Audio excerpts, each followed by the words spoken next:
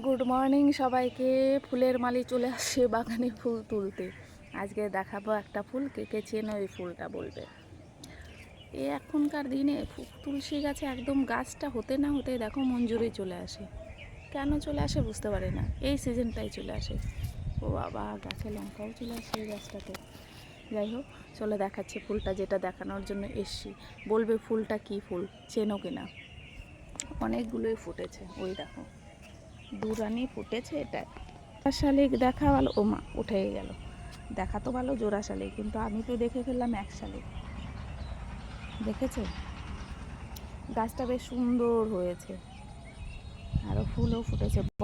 এই হচ্ছে আর একটা, কে কে জানো বলবে এটা কি ফুল। আমি তো জানি না, হলুদ রানী দিয়ে দিয়েছি।